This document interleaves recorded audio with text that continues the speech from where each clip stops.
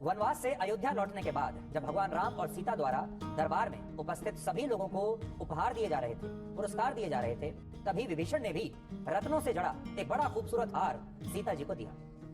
और यह वही हार था जो समुद्र से रावण को भेंट के रूप में मिला था। यानी ये रावण का हार था जो रावण को भेंट में मिला था। सीता जी विभीषण को ना नहीं कह सकती थी, इसलिए उन्होंने इस बेशकीमती और खूबसूरत हार को स्वीकार तो कर लिया, लेकिन उनकी बहुत इच्छा नहीं थी। इस दौरान भगवान राम सीता के मन की बात जान गए। वो समझ गए कि सीता के मन में क्या है।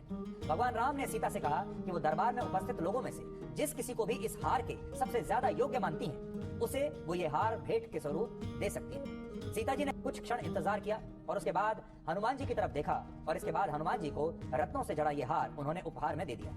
हनुमान जी ने भी विनम्रता पूर्वक इस हार को स्वीकार कर लिया, लेकिन इसके बाद वो इस हार को तोड़कर उसके एक एक मोती को अपने दांतों से चबाकर नीचे फेंकने लगे। इससे लक्ष्मण और विभीषण दरबार में उपस्थित बाकी के लोग काफी हैरान हुए और उन्हें यह लगा कि शायद हनुमान जी ऐसा करके भगवान राम और सीता का अपमान कर रहे हैं, क्योंकि जो हार उन्हें उपहार में मिला है सीता जी से, उसे वो तोड़ क्यों रहे हैं।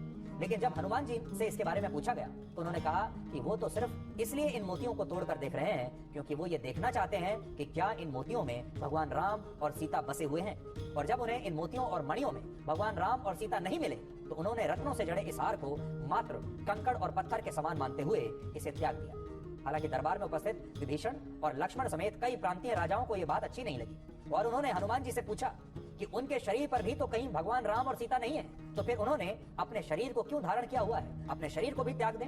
ये सुनकर हनुमान जी ने कहा कि वो इस बात को साबित कर सकते हैं कि जिस शरीर में वो वास करते हैं उस शरीर में भगवान राम और सीता बसते हैं। और इसी के बाद उन्होंने अपना सीना चीरकर अपने हृदय में भगवान राम और सीता को दिखा दिया। और इस दृश्य को देखने के बाद भगवान राम ने खुद कहा कि उनके पास हनुमान जी को देने के लिए कोई योग्य उपहार नहीं है, इसलिए वो स्वयं को ही भेंट के रूप में हनुमान जी को दे रहे हैं। आज कलयुग में हर रिश्ते में ये देखा जाता है कि आप अपने पार्टनर को, अपने दोस्त को, अपने परिवार या रिश्तेदार को कितना महंगा उपहार देते हैं, वो कितने पैसे का है, और उस उपहार के आधार पर फिर ये तय होता है कि आपको कितनी इज्जत देनी है।